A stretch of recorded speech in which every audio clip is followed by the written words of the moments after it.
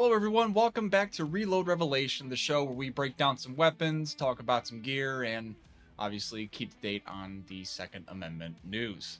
I'm your host Ryan Souls, and I got a lot of stuff for you today, so let's just get right down to it. So, the first story, Vice President Harris. Kamala Harris, the Vice President of the United States right now, just released a tweet. President Joe Biden and I passed the most significant gun safety legislation in nearly 30 years, but there's more to do. It's time to pass universal background checks, enact red flag laws, and renew the assault weapons ban. Why is it every single time that we decide to have an election, supposedly, that all this legislation is getting pushed through? Supposed legislation?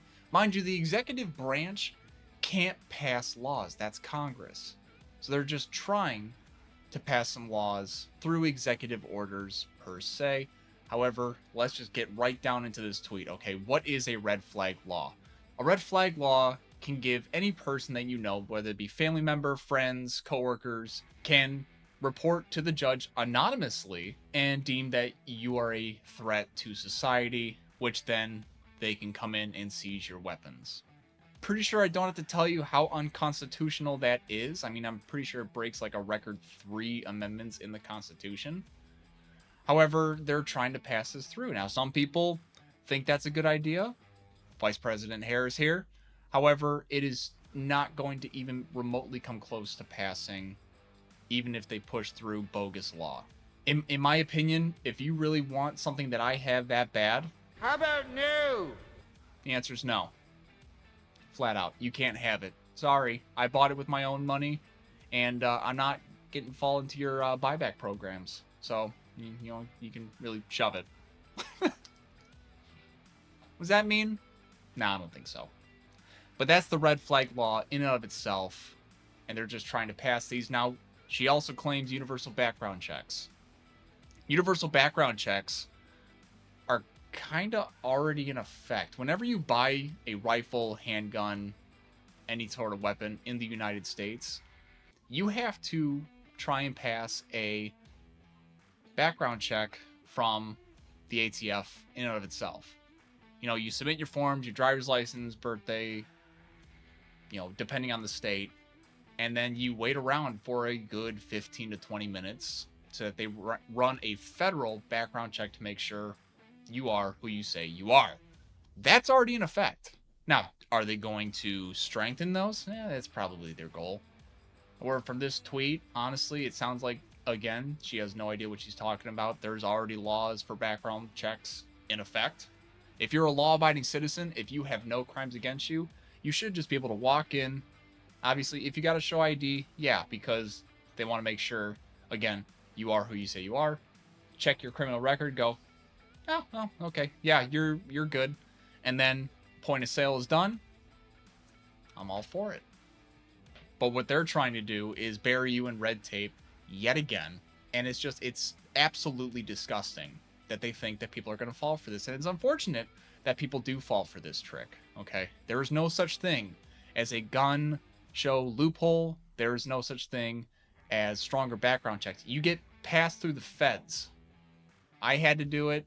A lot of other people had to do it. It's just word salad at this point. Now that, you know, Harris and Joe Biden are supposedly passing these gun laws, turns out Ohio... ...carry a concealed weapon without a permit. The study looked at gun violence in the state's 8 largest cities. 6 saw less gun crimes after the law changed. The data spans from June 2021 to June 2023. So Ohio passed constitutional carry in the state of Ohio. So what that means is that you don't need a concealed carry permit to carry your handgun or rifle or anything. And surprise, surprise, it's almost like an armed society is a polite society. Maybe I'm just bigoted. But yeah, they passed constitutional carry, and 6 out of the 8 states, they have had a decrease in crime rates in the 6 of the 8 cities. What a surprise. Do I wish constitutional carry would come to Michigan? Oh, I sure hope so. But when it comes to the worst, if it really hits the fan, a little piece of paper ain't going to stop me defending my home and defending my family. That's just not how it is. And it's wonderful to see that, surprise, surprise, a deterrent actually works if everyone is supposedly armed. Now, here's the thing. Do you have to carry a firearm now in Ohio? No, of course not.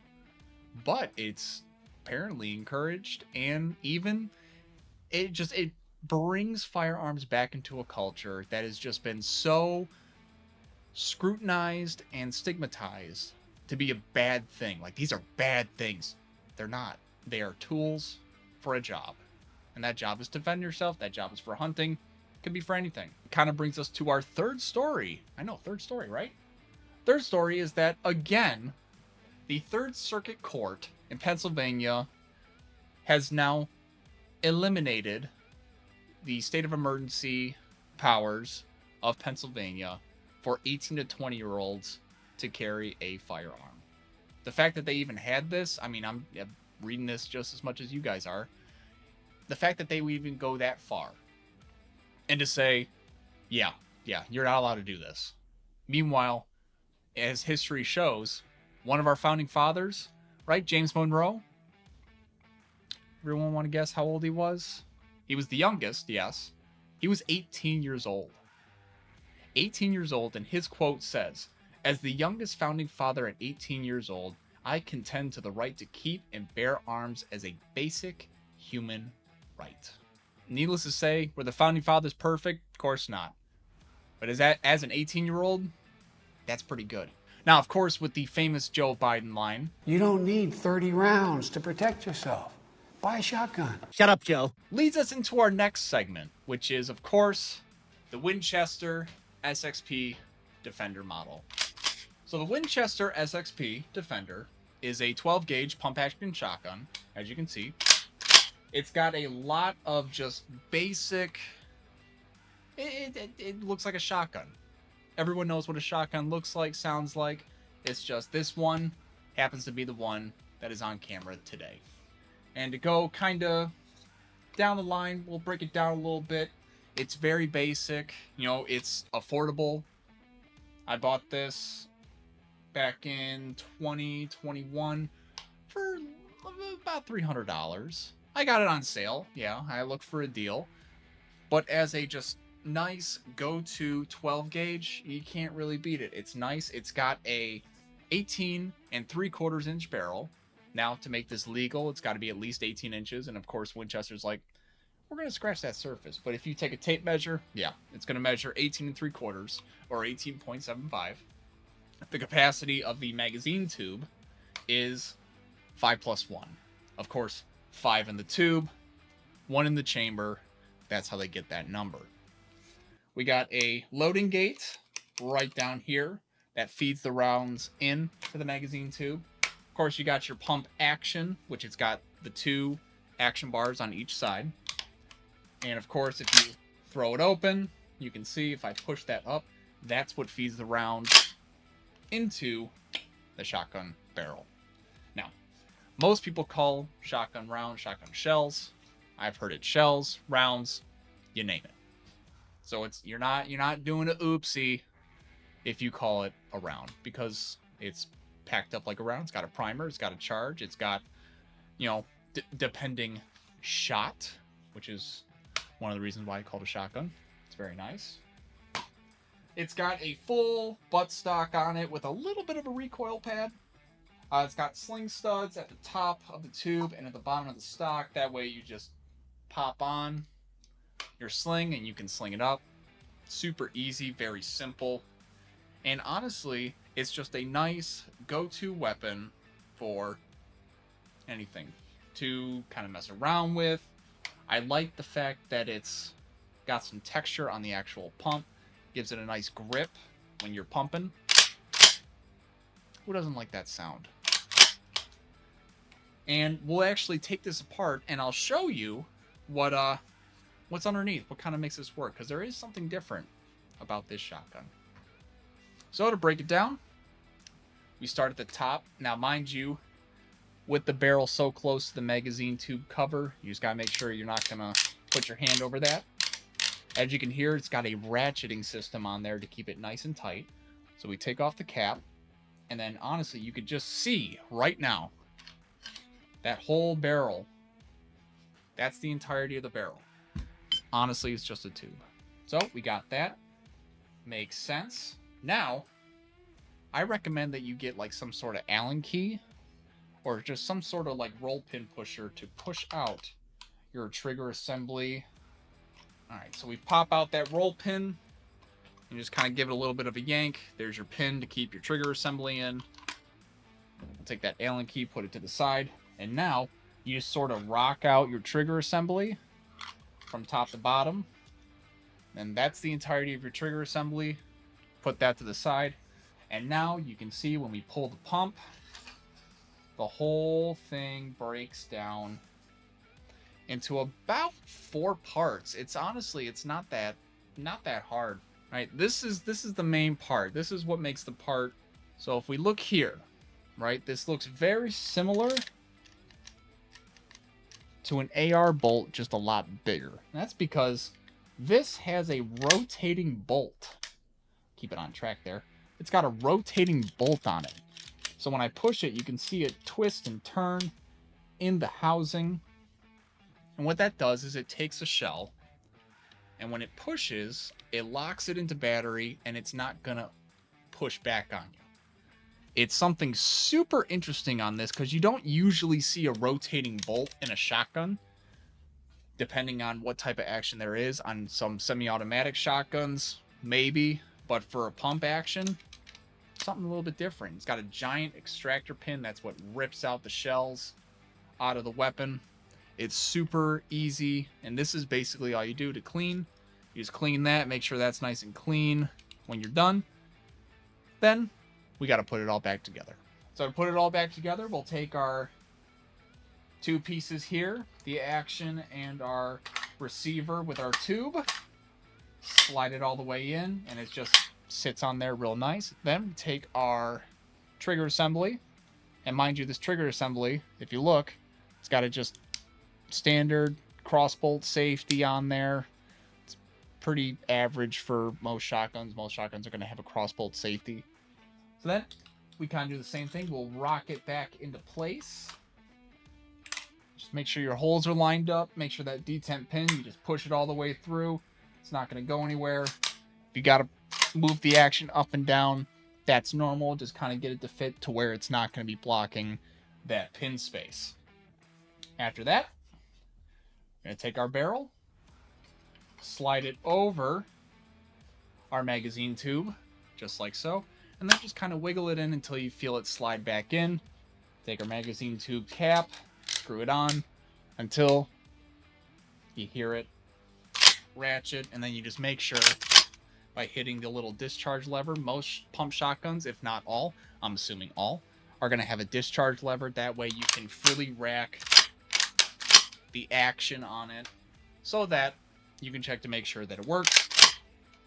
Now, obviously, to load it is a little bit different than your standard magazine-fed weapons. We got a double-aught buck shell, okay, chambered in. It's a 12-gauge shell, 2 3/4. We're going to take our shell, place it on the feed ramp, push it down, and you're going to hear that little stopper. Then you just push it until you hear that click, take your finger out, completely straight, and now you got a shell in your magazine tube. To take it out, reverse the order. There's a little notch in there. All you got to do is push down that notch, pull the shell out, and you're good to go. When you store a pump shotgun or any shotgun that is maybe older than, current models and that, there is a chance that if you drop it, it will fire. That's just because the mechanics are old. Nothing is sitting in between, your action and your hammer. That way, you're completely safe. It will never, even if it's unsafe, if you drop it, there's a chance to fire. Now, obviously, these are few and far between, but why not just stay a little bit safer? Well, that was the second segment, of course, the breakdown of the Winchester SXP Defender model. If you like it so far, do me a favor, please like and subscribe and smash that notification bell. And let's get into segment 3. So for the third segment, we're going to keep it nice and simple. With the rise of possibly banning 5.56 ammo, which in and of itself is crazy, People don't want to spend so much ammo zeroing their rifle. Now, when they talk about zeroing their rifle, they're talking about, like, you're standing at 25 yards and you shoot your rifle. You basically sight in your red dot, your scope, to make it more accurate. So when you point, you actually hit where you're supposed to hit. Now, to do this traditionally would take about 5 rounds or such, but if you're like me and it takes you like 20, I don't want to spend that type of money just to make sure that it's on target. So I actually bought one of these. So this is a 223-556 laser sighting in tool. So it's a piece of brass, solid brass, with a laser inside of it. And when you put 3 watch batteries inside, it's a constant on laser.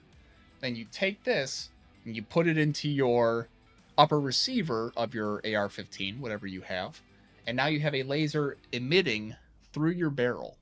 So what that does is you can set up at any custom range, or 25 yards, 50 yards, the traditional zeroing techniques, and you sight in your gun to where you finally see that dot in between your sights. How is that handy? Well, you're not wasting ammo, big plus.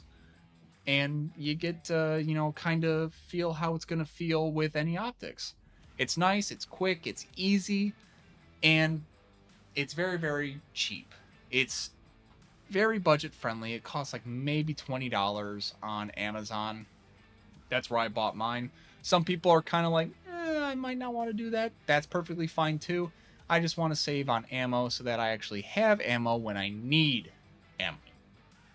And that is our little 223 laser sighting tool. Thank you so much for watching this episode of Reload Revelation. If you like this video, do me a favor, hit that like button, subscribe, comment, tell me how you like the episode. This is just fun for me. It's fun. We get to talk about a lot of good stuff. And of course, when it comes to Reload Revelation, please remember these 5 rules. And the 5 rules are: never point your firearm at anything you don't intend on shooting. Know what is behind your target at all times. Be aware of your surroundings.